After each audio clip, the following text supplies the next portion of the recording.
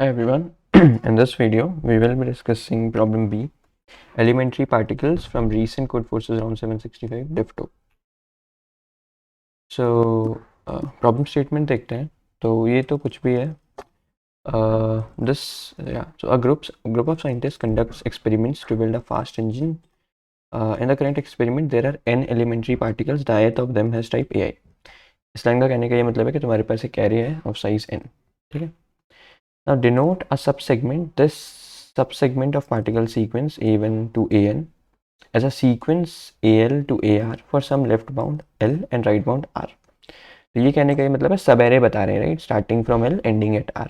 For instance अगर sequence ये है और L2 है, R4 है, मतलब स्टार्टिंग फ्रॉम 2 एंडिंग एट 4, 1 2 3 4 8, तो ये सब एरे हो गया ना 4 to 8 वाला. तो 4 to 8 ऐसा सब सेगमेंट. ठीक है. नाउ टू सब सेगमेंट्स लिखा है बट मैं सब एरे ही पढ़ूंगा. ठीक है, क्योंकि सेम ही चीज़ है. Two subarrays are consider different if at least one bound of those subsegments differ. मतलब या तो एल डिफर करे या आर डिफर करे या दोनों ही डिफर करे, तो फिर difference in subarray. Now note that the subarray can be equal as sequence but still different. मतलब वैल्यूज सेम हो सकते हैं ना. लेट्स से कि अगर 1 1 1 1 एरे है तुम्हारा, ठीक है, 1 1 1 एरे है, तो मैं बोलूँगा ये वाला जो सब एरे है और ये वाला जो सब एरे है, ठीक है, कोई सा भी ले लो, ये वाला, ये दोनों सब एरे डिफरेंट है बट द पॉइंट इज इनके वैल्यूज एग्जैक्टली सेम है ना. ग्रीन वाला जो सब एरे है वो क्या है 1 1 1. रेड वाला जो सब एरे है वो क्या है, वो भी 1 1 1 है. पर कहने का ये मतलब है इसका L1 से ये 3 तक है और ये 2 से 4 तक है. स्टिल इनके वैल्यूज सेम है एग्जैक्टली, है ना. But still these are different subarrays क्योंकि इनके बाउंड्रीज मैच नहीं हो रहे एग्जैक्टली. ठीक है, तो इस लाइन का ये मतलब. अब करना क्या है क्वेश्चन में. अभी तक तो पूरा टाइम पास ही चला है. अभी करना क्या है, अब ये पढ़ते हैं. So the scientist want to conduct a reaction to get two different subarray of the same length. ठीक है, denote this length K. The resulting pair of subarrays must be harmonious. तो scientist को क्या चाहिए, दो different सब arrays चाहिए of same length और वो हारमोनियस होने चाहिए दोनों सब array.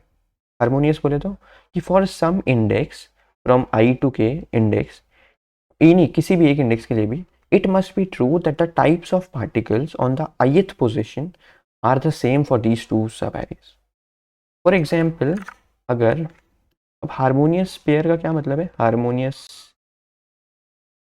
Pair of subarrays, क्योंकि दो सब एरेज हैं. लेट्स से कि एक सब एरे है 173 और एक और सब एरे है 478. तो ये हारमोनियस इसलिए क्योंकि सेम पोजीशन, कोई भी एक पोजीशन के लिए एटलीस्ट एक पोजीशन बोले, है ना, for at least one position same value होनी चाहिए. लेट्स से कि यहाँ पे पोजीशन क्या है 1 2 3 1 2 3. तो as you can see second position पे 7 है, सेकंड पोजीशन पे 7 है, तो ये दोनों हारमोनियस है, ये पेयर हारमोनियस है. तो साइंटिस्ट चाहते हैं कि जो एरे तुम्हें दिया हुआ है ना, जो भी एरे दिया हुआ है A1 A2 A3 A4 up to AN, उसमें harmonious pair of subarray बताओ सच दैट जो सब एरे बता रहे हो हारमोनियस पेयर का, वो दोनों सब एरे का सेम लेंथ होना चाहिए, दोनों सब एरे डिफरेंट होने चाहिए और उनका जो लेंथ है वो मैक्सिमम होना चाहिए, मतलब एज मैक्स एज पॉसिबल, है ना. यही हमें बताना है.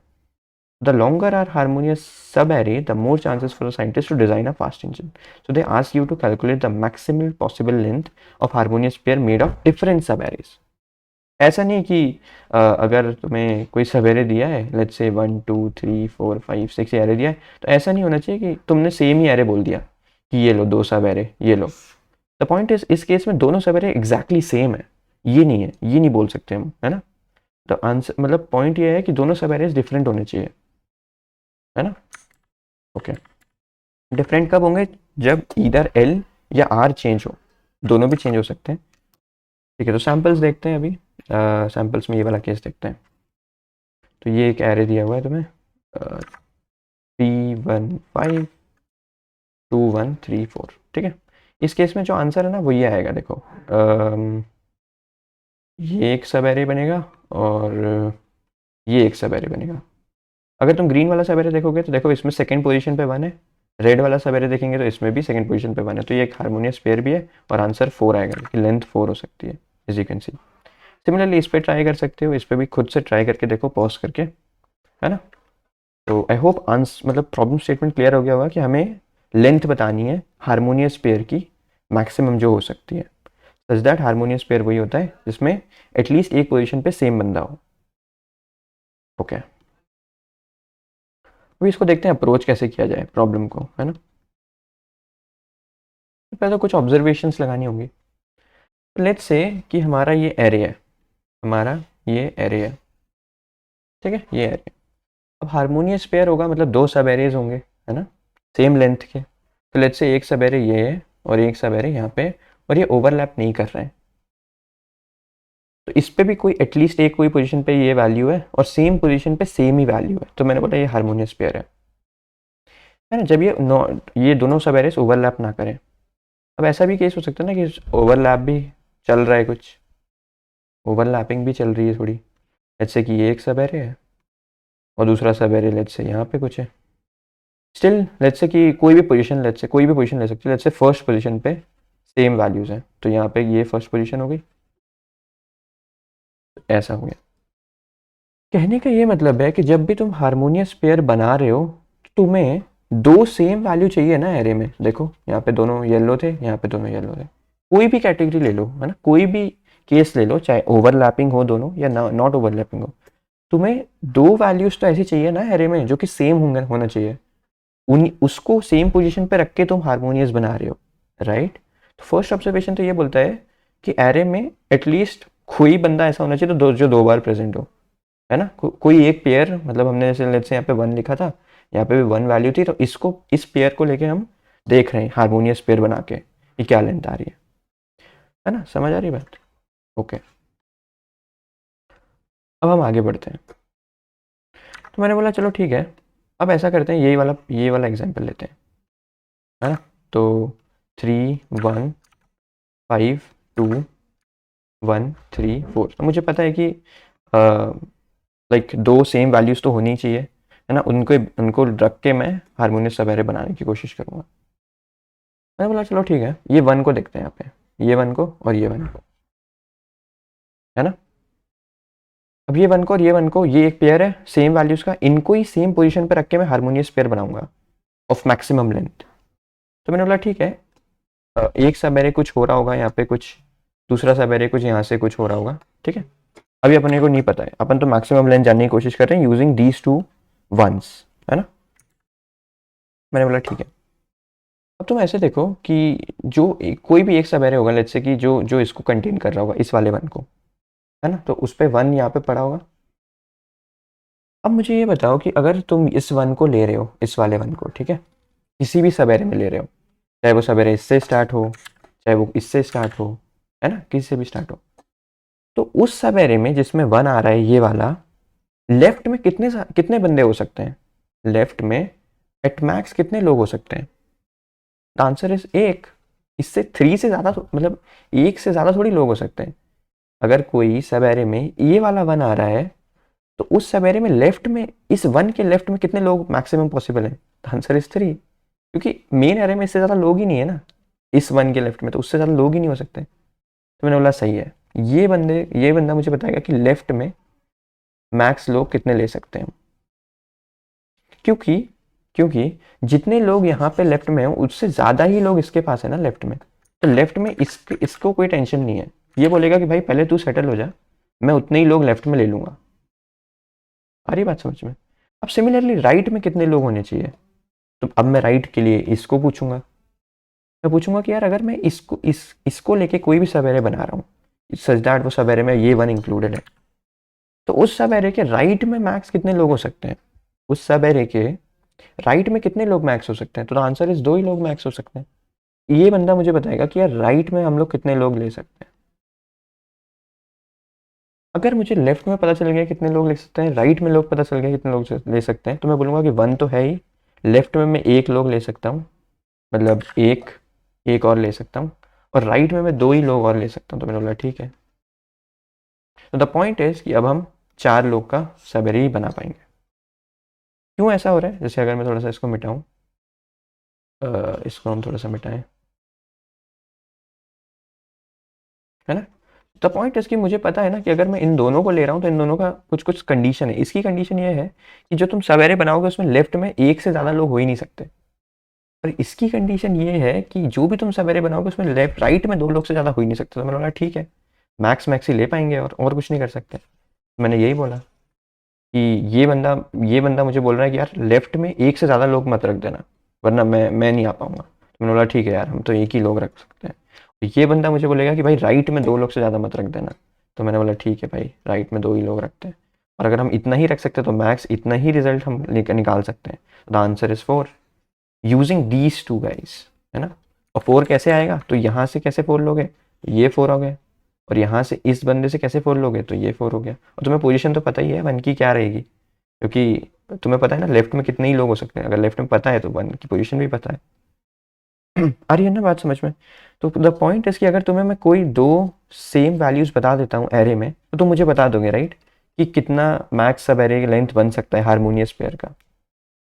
Okay, but the point is कि वंस तो काफ़ी होंगे एरे में, है ना।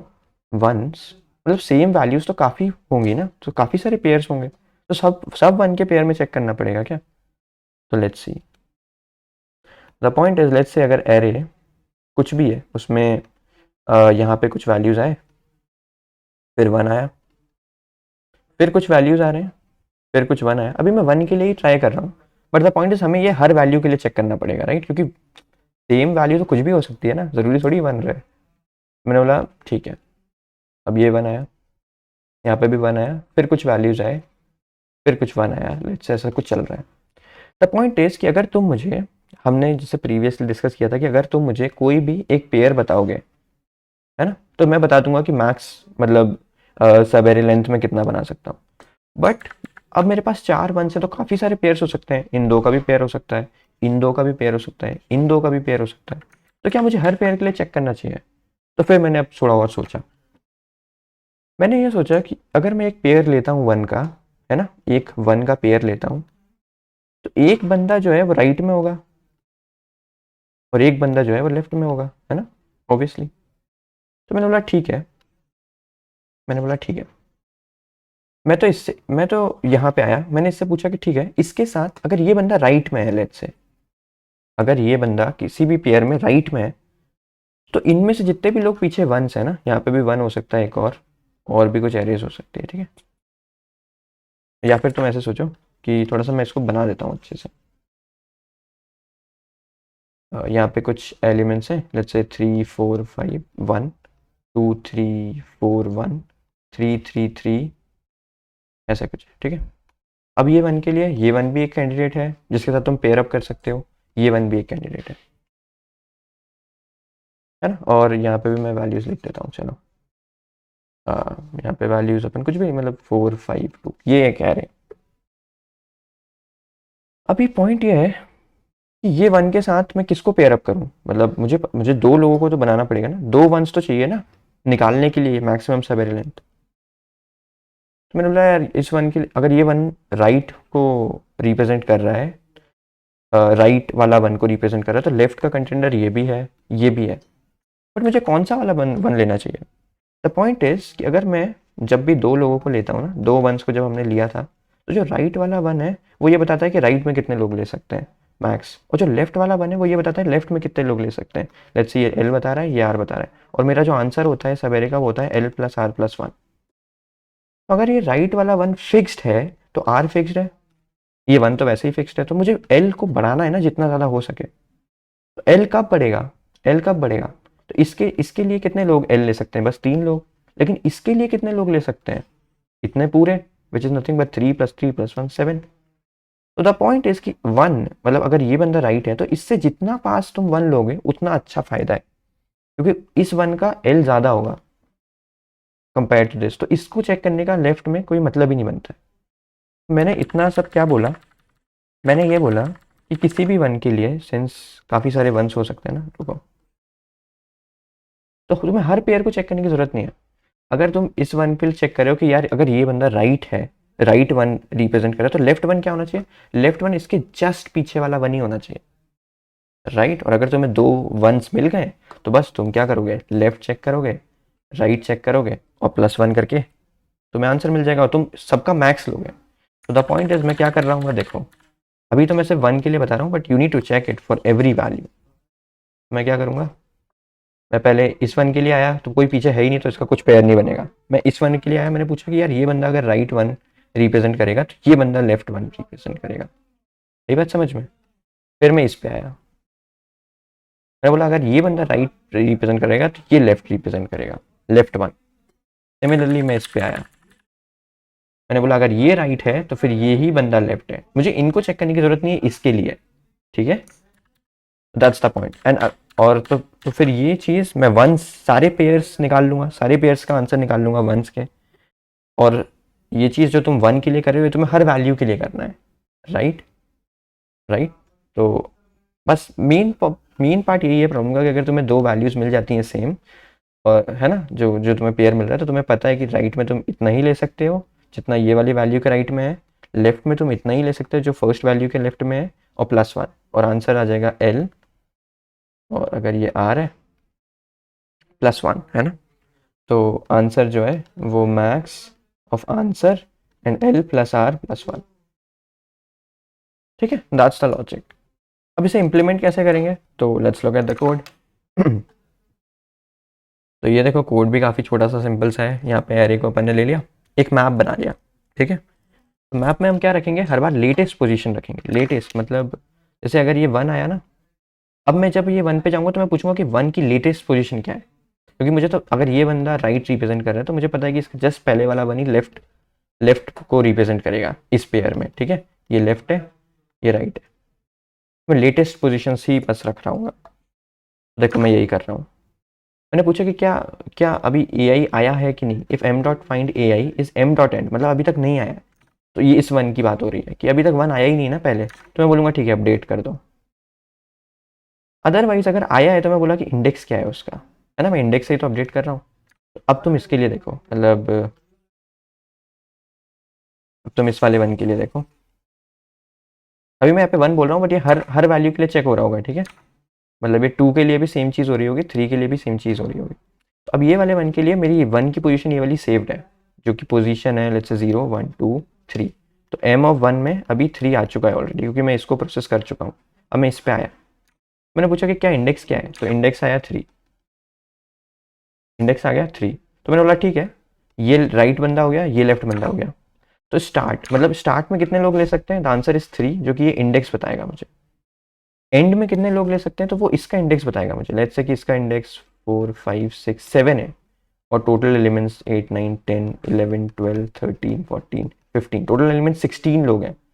तो मैं कितने लोग यहाँ पे ले सकता हूँ, as you can see 3 plus 3 plus 2 which is 8। तो वो हो जाएगा n minus i which is 16 minus 7 minus 1 which is 8, है ना। तो मैं एंड में कितने लोग ले सकता हूँ वो मुझे पता चल गया, जो कि मैंने एंड में लिख दिया। बस अब मुझे आंसर में max of start plus and plus one लेना है। और अब मैं क्या करूँगा, आफ्टर टेकिंग दिस, अब वन की लेटेस्ट पोजीशन ये बंदा हो चुका है ना, क्योंकि जब तुम इसके लिए क्वेरी करोगे तो ये बंदा आना चाहिए left. That's why I am setting latest position of A I with I. बस लास्ट में मैं फिर आई को मतलब आंसर को प्रिंट कर दूंगा, right. That's it. So yeah that's it for this video, bye.